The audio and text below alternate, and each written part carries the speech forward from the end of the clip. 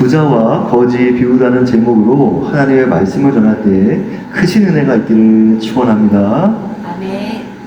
예수께서 말씀하신 비유들 중에는 충격을 주는 말씀들이 많은데요. 그 중에서도 우리에게 유독 도전을 주는 말씀이 있어 소개합니다. 그것은 부자와 거지 비유입니다. 예수께서는 앞서 불의한 청지기 비유를 먼저 설교하시고 이 말씀으로 결론 내셨습니다. 누가복음 16장 13절 집 하인이 두 주인을 섬길 수 없나니 혹 이를 미워하고 저를 사랑하거나 혹 이를 중히 여기고 저를 경히 여길 것임이니라. 너희는 하나님과 재물을 겸하여 섬길 수 없느니라.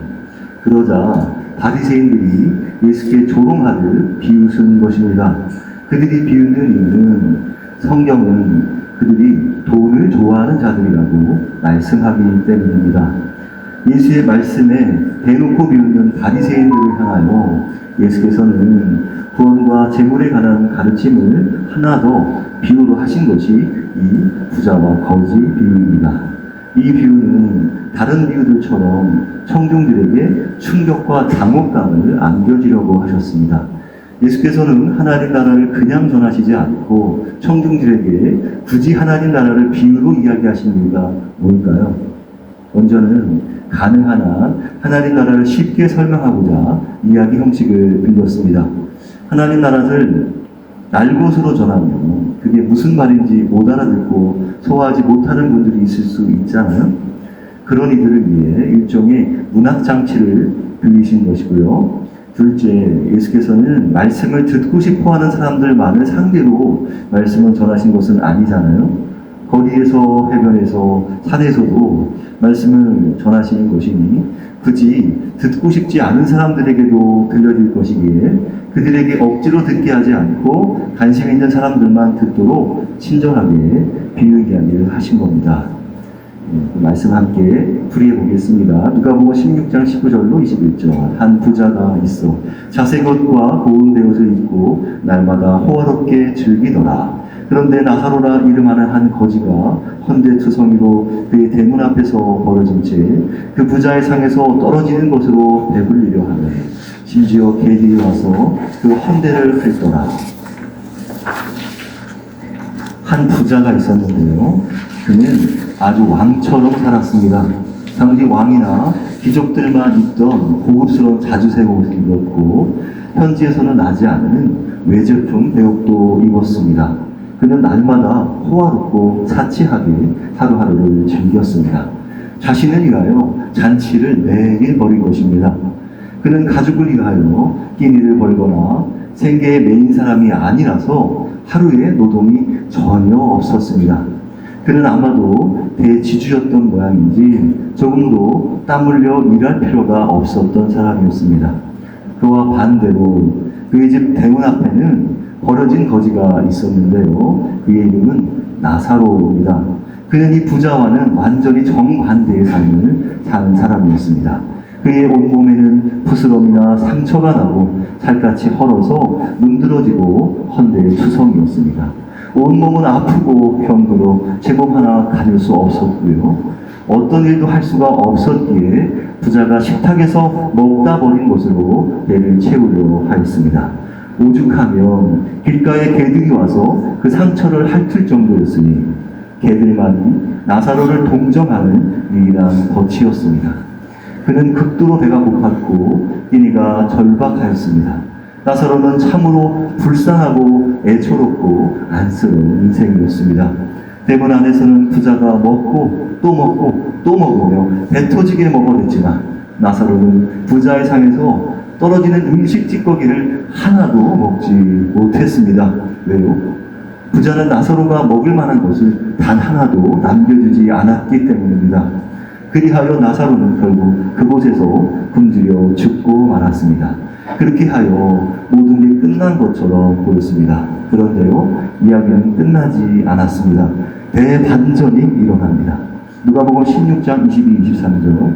이에 그 거지가 죽어 천사들에게 받들려 아브라함의 품에 들어가고 부자도 죽어 장사되매 그가 옹부에서 고통 중에 눈을 들어 멀리 아브라함과 그의 품에 있는 나사로를 보고 네, 거지 나사로는요, 죽자마자 천사들에게 받들려서 아브라함의 품에 안겨졌고요. 부자의 죽음은요, 하나님의 큰 복을 받은 이의 의로운 죽음이냐, 많은 이들의 애도 속에 인생을 마감했는지는 모르지만 결국 부자는 지옥에 떨어진 것입니다. 둘의 삶이 완전히 뒤바뀐 것입니다.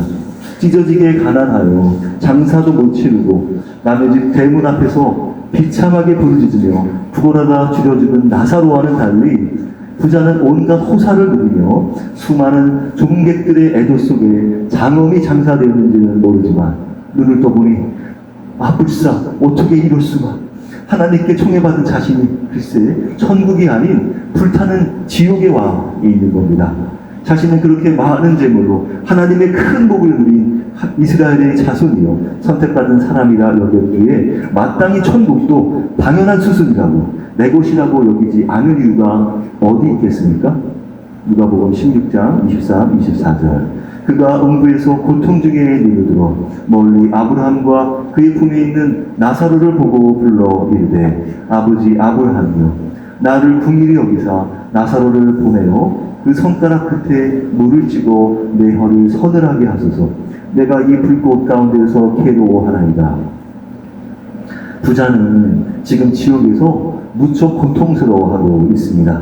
내가 여길 왜 와야 했는지, 내가 왜 이렇게 지내야만 하는지 감당할 수 없는 것입니다. 눈을 들어 멀리 보니 글쎄 우리 조상 아브라함이 저기 있고 그의 품에 어떤 자가 누워 있는데 자세히 보니 글쎄 내 집 앞에서 구걸하던 저 그지가 아브라함 곁에 누워 있는 게 아니니까 어떻게 이럴 수가 있는가? 이게 말이 되는가? 저 더러운 거짓놈은 아브라함 품에 있고 나는 불타는 지옥에 있으니 뭐가 잘못된 건가? 나는 하나님께 복받은 자인데 이게 웬일인가? 내가 뭘 잘못 살았나? 억울해하며 자신의 처지를 한탄하였습니다. 그러고 인해 자신에게 연민을 느끼고는 이제는 아브라함에게 간청하였습니다. 아브라함은 내 아버지이고 나는 당신의 자손이라 호소하며 아브라함에게 자비를 구걸한 것입니다. 이 비유에서 아브라함의 등장은요, 흥미로운 장치입니다. 여기서 아브라함은 누구를 대변하겠습니까? 바로 하나님을 대행하는 인물로서 예수님의 비유에는 여기만 등장하는데요. 당시 아브라함의 품이라는 표현은 관용적인 표현으로서 탈무드 같은 문헌에서는요, 천국을 상징하였습니다. 또한 이스라엘의 문화 관습상 잔치 자리의 가장 명예로운 자리는요, 바로 주인의 오른쪽 옆자리인데요. 아브라함이 천국을 상징하는 주인이라면 그 자리에 거지 나사로가 누워있음으로써 모든 천국 영예는 나사로가 차지하고 있음을 말씀하고 있는 것입니다. 누가복음 16장 25, 26절. 아브라함이 이르되 너는 살았을 때 좋은 것을 받았고 나사로는 고난을 받았으니 이것을 기억하라. 이제 그는 여기서 위로를 받고 너는 괴로움을 받느니라. 그뿐 아니라 너희와 우리 사이에 큰 구렁텅이가 놓여있어 여기서 너희에게 건너가고자 하되 갈 수 없고 거기서 우리에게 건너올 수도 없게 하였느니라. 이 아브라함은요, 어이없는 부자의 구걸에 매몰차게 답했습니다. 얘야 되돌아보고 기억해두려. 내가 살아있을 동안 너는 온갖 즐거움을 다 누렸지 않니? 그런데 나사로는 온갖 괴로움을 다 겪었지 않니? 그래서 나사로는 이제 여기서 위로를 받는 것이고 너는 이제 괴로움을 받는 거란다. 그뿐 아니라 너희와 우리 사이에는 큰 구렁텅이가 놓여 있어서 여기서 너희에게 건너가고 싶어도 갈 수 없고 거기서도 이곳으로 건너올 수도 없게 하였단다. 아브라함이 부자에게 기억하라고 말하는 네 가지가 있습니다. 그 네 가지는 부자와 거지가 대조되고 있는 순서와 같습니다. 받았고 받았으니 받고 받느니라. 25절 동사들을 보면 그렇습니다. 여기 지금 그 파란색 글씨로 성경 말씀 써 있잖아요. 여기서 맨 앞에 한번 보실까요? 아브라함이 이르되 너는 살았을 때 좋은 것을 받았고 나사로는 고난을 받았으니 이것을 기억하라. 이제 그는 여기서 위로를 받고 너는 괴로움을 받느니라. 이렇게 받았고 받았으니 받고 받느니라 이렇게 말씀하고 있습니다. 이것은 무엇을 말하느냐? 마치 잃은 만큼 얻고 받은 만큼 빼앗기는 것 같이 들립니다. 당한 대로 갚아준다는 것이죠. 그런데 부자가 받았다는 말은 문법상 수동태로 쓰였습니다. 그것은 스스로 노력해서 부를 얻어내었다는 의미가 아니라 받았다라는 부여된 선물임을 암시하고 있는 것입니다. 이 수동태의 주어, 주체는 누구입니까? 바로 하나님입니다. 하나님. 유대인들은요, 하나님의 이름을 잘 쓰지 않았습니다. 마태복음에서 유일하게 마태복음만 하나님 나라를 천국이라고 이렇게 부르거든요. 하늘에 있는 나라라고 표현하는 것처럼 말이죠. 그 이유는 십계명 20장 7절 너는 내 하나님 여호와의 이름을 망령되이 부르지 말라는 제3계명 말씀대로 함부로 쓰이는 게 부담스러워서 늘 생략하고 하였습니다. 아니면 하나님이란 단어를 빼고 하늘이라고 바꿔 불렀습니다. 그것을 신적 수동태, 디바인 패시브 이렇게 부릅니다. 신적 수동태. 신적 수동태를 사용하면 하나님의 이름을 언급하지 않고도 하나님이 하신 일을 서술할 수 있게 됩니다. 물론 하나님을 망령되이 부르지 않기 위해 아예 쓰지 않은 것이 지나친 것이긴 하지만 말이죠. 부자는 자신의 재물이 하나님께 거저받은 선물임에도 그저 자신의 것으로 알았습니다. 그러했기에 부자는 거지의 형편을 조금도 보살피지 않았습니다. 더구나 받은 복이 컸어도 아무것도 나누어주지 않았습니다. 사실 부자는 거지를 딱하게 보지도 않았고요. 말 한마디 걸려고 하지도 않았습니다. 먹을 것을 주게 되면 다시 와서 구걸할 게 뻔했고 아주 냄새나고 지저분하고 불결하여 병을 옮길까 두려웠으며 무엇보다도 율법상 정결하지 못하다고 여겼기 때문에 그를 도울 이유가 없었습니다. 그러나 이젠 그 모든 게 역전된 것입니다. 자신이 냄새나고 지저분하며 불결했던 나사로 같은 구걸 신세가 되고 만 것입니다. 거지 나사로가 자기 집 대문 앞에서 신우하며 구걸할 때 부자는 나몰라라 하였습니다. 그런데도 황당하게 그는 지옥에서도 그에게 미안하다고 사과하기는커녕 자신이 여전히 신분상 윗사람인 양 나사로를 하대하듯 사람을 부리려 하였습니다. 그는 자신이 과거에 나사로에게 어떻게 대했는지를 까맣게 모르는 듯 뉘우치지 못하였습니다. 그럼 천국에서도 거지 나사로는 자신이 죽기까지 고통을 외면한 부자에게 다가가서 죽어서도 그 부자가 하라는 대로 시키는 대로 그 부자의 지옥에 내려가서 고통을 덜어줘야 할까요? 왜 그래야 합니까? 지옥에 가서도 이기적인 태도는 변하지 않았습니다. 언제 베푼 게 있다고 뻔뻔하게 큰 소리를 치는지 모르겠습니다. 물론 여기서 나사로는 말이 없습니다. 그는 살아생전에 부자에게 외면당함을 견뎌냈고요. 또 부자를 향한 분노를 잘 견뎌냈기에 지금도 분노를 잘 다스리며 참아내고 있는지도 모르겠습니다. 아무튼 하나님 나라는요, 하나님의 모든 눈물을 씻어주십니다. 예수께서 비유로 지적하는 나사로가 겪은 가장 뼈아픈 재앙은요, 그가 부자로부터 개만도 못한 취급을 받은 대우였습니다. 부자는 가난한 자에게 눈꽃만큼의 배려도 없었던 것입니다. 아브라함이 둘 사이에 구렁텅이가 있어서 건너가거나 올 수 없다고 말씀하는 예수님의 이야기 장치는요, 완전한 분리를 뜻하는 것으로서 사람이 죽은 후에는 결코 서로 도울 방법이 없어서 사람의 운명은 결정되어지며 다시는 바뀌지 않는다는 뜻입니다. 누가복음 16장 27절로 31절 이르되 그러면 아버지여 구하노니 나사로를 내 아버지의 집에 보내소서. 내 형제 다섯이 있으니 그들에게 증언하게 하여 그들로 이 고통받는 곳에 오지 않게 하소서. 아브라함이 이르되 그들에게 모세와 선지자들이 있으니 그들에게 들을지니라. 이르되 그렇지 아니하리이다 아버지 아브라함이 만일 죽은 자에게서 그들에게 가는 자가 있으면 회개하리이다. 이르되 모세와 선지자들에게 듣지 아니하면 비록 죽은 자 가운데서 살아나는 자가 있을지라도 권함을 받지 아니하리라 하였다 하시니라.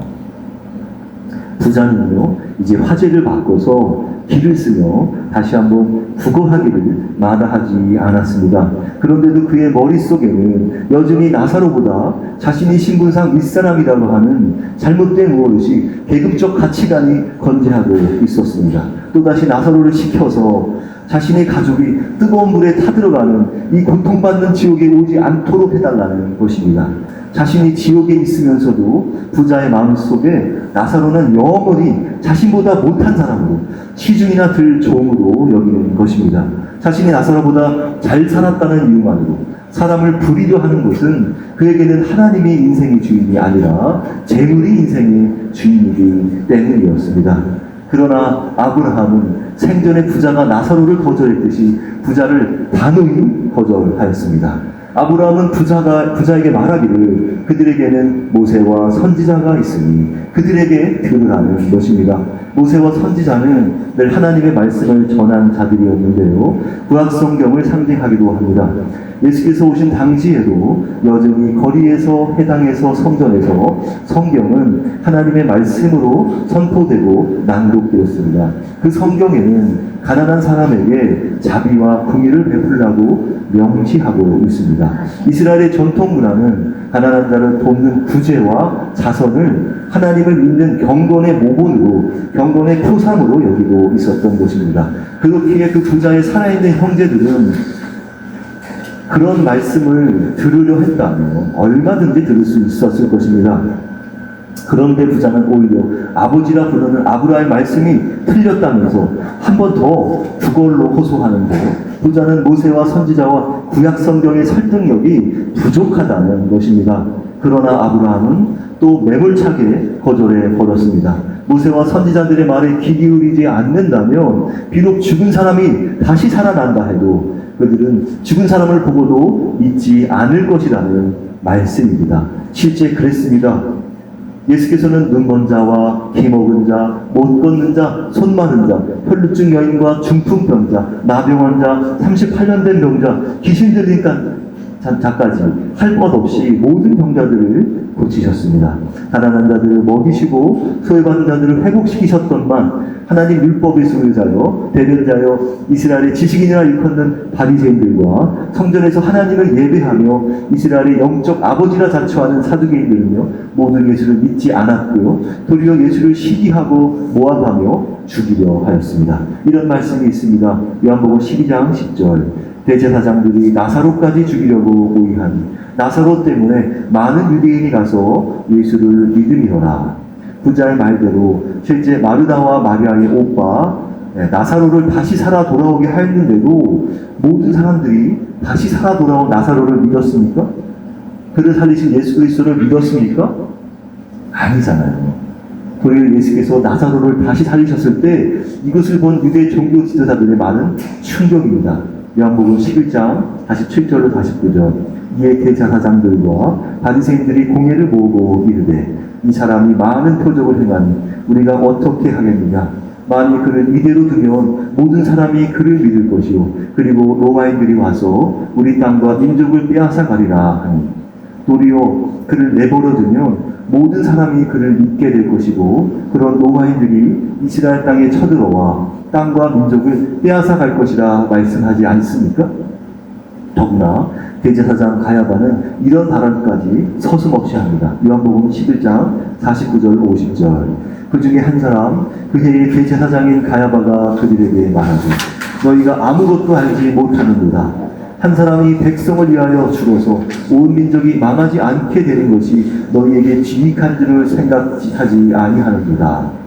하나님 성전의 최고 책임자인 대제사장 가야바가 모든 사람이 예수를 믿지 못하도록 예수를 죽여야 한다고 말씀하잖아요. 그러니 죽은 자를 살려 이 생에 다시 보낸들 그들이 믿겠느냐는 겁니다. 그들의 시기심은요 하나님의 아들이고 뭐고 없는 겁니다. 지들만 살고 자기들만 배부르면 그만인 겁니다. 죽은 자가 살아나면 뭐 하겠어요? 다시 죽인다잖아요. 요한복음 12장 10절 대제사장들이 나사로까지 죽이려고 모의하니 그들을 영합했기 때문에 죽은 자가 다시 살아 돌아온다 해도 놀라운 신의 메시지로 받아들이지 못하는 겁니다. 온갖 기적을 행해도 믿지 않기로 마음먹은 자들의 행포에 의해서 결국 예수를 십자가에 못 박는 겁니다. 그건 당시 기득권층의 탐욕만이 아니라 이게 바로 인간의 실존인 겁니다. 그렇습니다. 재미있는 것은요, 예수께서는 나중에 나사로를 살릴 줄 아시고 고의로 비유에 같은 이름을 사용하신 게 아닌가 짐작됩니다. 나사로가 요한복음 11장 보면 예수님께서 나흘 후에 살리시잖아요. 같은 이름, 살아난 유일한 예수님께서 3명을 살렸는데 그 중에 한 사람이 나사로가 있습니다. 물론 이 비유를 읽다 보면 의문점도 생깁니다. 의문점 첫 번째, 이 비유는 부자는 무조건 지옥에 간다는 얘기가 아니냐는 겁니다. 과연 예수께서 단순히 부자가 부자라는 이유로 하나님 나라의 문을 닫았다는 얘기를 하신 걸까요? 절대 그렇지 않습니다. 성경이 비판하는 것은 단지 그가 거지를 조금도 돕지 않았다는 것이 지옥에 가는 기준이 되는 게 아니라 부자가 자신의 가진 모든 재물을 다 하나님의 소유로 인정하지 않았다는 것입니다. 다 하나님께서 베푸신 것임에도 다 자기 것이냐, 자신의 능력으로 얻은 것이냐, 마음대로 썼다는 것입니다. 우리 아까 그 받았다라는 그 수동태, 신적 수동태 기억나시죠? 다 받은 것입니다. 다 하나님께서 베푸신 것임에도 다 자기 것이냐, 자신의 능력들을 얻은 것이냐, 마음대로 썼다는 것입니다.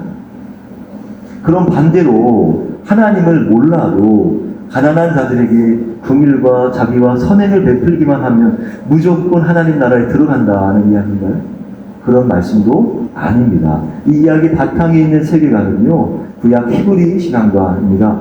히브리적 신앙과는 하나님을 믿는다면 믿음은 곧 행실이라는 겁니다. 믿음과 행위, 신앙과 삶은 분리된 게 아니라 하나라는 것이 바탕에 깔려 있습니다. 따라서 부자가 살아생전에 조금도 구제하지 않고 선행하지 않는 태도, 나사로를 조금도 베풀지 않는 삶은 그가 진심으로 하나님을 믿지 않았다는 말씀입니다. 그것을 단증합니다. 부자 생전에 하나님께서는 선지자와 성경을 통하여 부자에게 그 거지를 도와달라고 누누이 간구했으나 부자는 늘 하나님을 또 거절하는 것입니다. 그렇듯이 예수께서도 전하신 하나님 나라 복음도 다르지 않습니다. 구약 성경과 일치합니다. 믿는다는 것은 곧 그렇게 산다는 것입니다.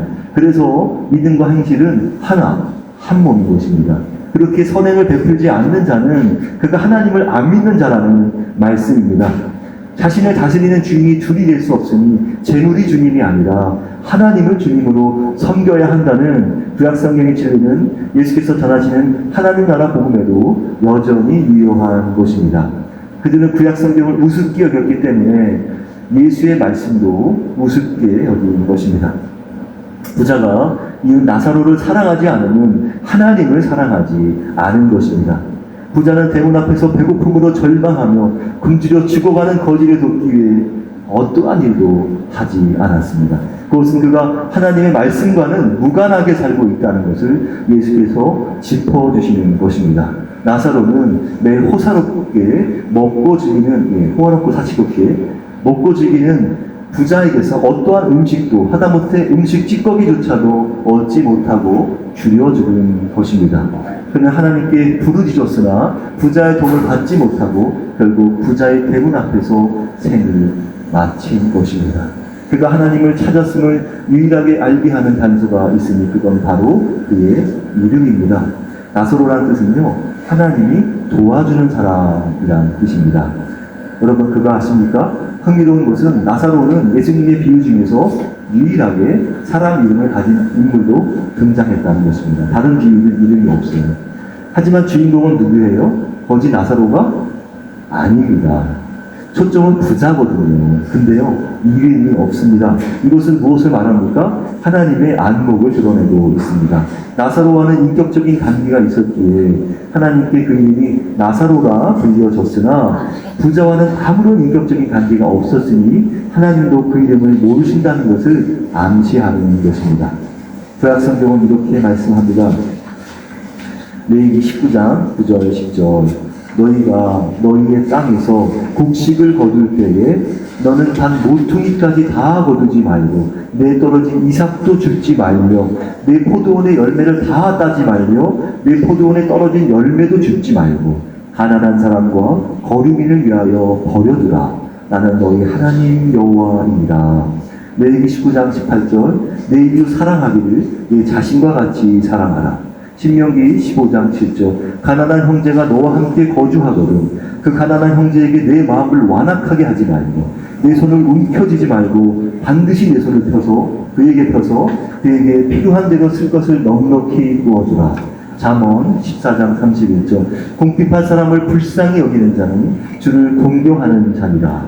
잠언 17장 5절 가난한 자를 조롱하는 자는 그를 지으신 주를 멸시하는 자야.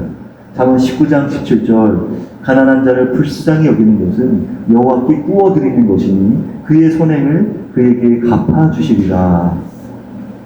아멘. 하나님께서는 얼마나 가난한 자를 불쌍히 여기시는지, 긍휼히 여기시는지, 얼마나 사랑하고 계시는지를 줄기차게 말씀하십니다. 그런데 이런 가난한 자가 몸은 멀쩡한데 일하기는 싫어서 가난해진 사람을 말하는 걸까요? 예를 들고 놀기 좋아하고 공짜 좋아하고 남의 것을 빼앗는 사람을 가리키는 걸까요? 결코 아니죠. 우리도 겉으로는 몰라도 자세히 관찰해 보면요, 그런 사람들을 구별할 수 있지 않습니까? 무한경쟁 사회에서 가난에 내몰린 자들, 어려운 여건 때문에 거리에 나앉은 자들, 건강 때문에 가난을 피할 수 없는 자들, 그런 분들이 많습니다. 일하고 싶어도 못하고 일할 수 있는데도 일자리를 못 구해 늙으신 부모나 어린 자녀를 먹이지 못하는 분들 많습니다. 주위에 그런 분들에게 우리 손을 펼쳐야 합니다. 그런 분들은 늘 빚져 있거든요. 의문점 두 번째, 예수께서는 부자는 하나님께 복받은 자요 의인이요 그렇지 못한 가난한 자는 하나님께 저주받은 죄인이라는 통념, 이런 도식이 잘못된 신앙, 잘못된 가치관이라는 것을 밝히고자 하십니다. 부자는 분명 하나님께 복받은 사람이라며 많은 사람들에게 존경과 신망을 한 몸에 받았을 것입니다. 그러나 결과는 지옥이었습니다. 그러니 그런 오해를 하지 말라는 겁니다. 의문점 세 번째, 아브라함의 자손이라는 것만으로 하나님의 언약 백성이라고 여긴들 그것이 하나님 나라에 들어가는 직행 열쇠는 아니라는 겁니다. 제 아무리 이스라엘 자손이며 아브라함 혈통이라 한들 부모님이 하나님을 열심히 믿는다고 한들 그 자녀들과는 아무런 상관이 없다는 말씀입니다. 자녀 스스로가 하나님을 만나 믿고 따라야 하나님 나라에 들어가는 것입니다. 결론입니다. 우리 주 예수 그리스도의 아버지 하나님은요, 이 땅에서 가난한 자들과 고통받는 자들과 억울한 자들의 부르짖는 소리를 외면하지 않으십니다. 그들이 가슴 맺힌 원한을 풀어주십니다. 신원하여 주십니다. 이 말씀을 통하여 우리 이웃 중에 혹시 가난한 이웃이 있다면 외면치 말고, 혼자 사시는 분들이 있다면 모른 채 말고 하나님의 사랑을 베푸시길 바랍니다. 장애인이나 기초생활수급자나 차상위 계층이나 말 못한 어려움에 처한 분들이 계신다면 거절치 말고 그들에게 손을 움켜쥐지 말고 꼭 필요한 대로 손을 펴 나눠주시길 바랍니다. 제가 그 운정우동 중자치회에서 분과위원장 일을 하고 있거든요. 작년부터 했는데 제가 그 파주시로부터 사업을 이제 따냈습니다. 이제 사업 하나가 반찬 나눔 사업이고요. 그리고 또 하나가 문화체험 사업인데 며칠 전에 이제 그 문화체험도 한번 했거든요. 한 번 더 나갔는데 반찬 나눔도 4번 했습니다. 여기 이제 대상자들이 기초생활수급자나 차상위 계층이나 독거노인을 상대로 해보았는데요. 다들 얼마나 좋아하시는지 모릅니다. 파주시로부터 예산을 받아서 합법적으로 해가지고 서로들 봉사하는 저희들도 좋고 그 혜택을 받으시는 동네 어르신들도 무척 좋아하는 그런 시간이었습니다. 이렇게 기회가 되시면 여러분들 그런 일을 했으면 참 좋겠습니다. 나만, 내 가족만, 내 형제만 챙기지 말고 이웃의 형편을 돌아보아 주를 공경하며 하나님께 구워드리는 우리 미안하던 교회 가족들 되시길 진심으로 축복합니다. 기도하겠습니다.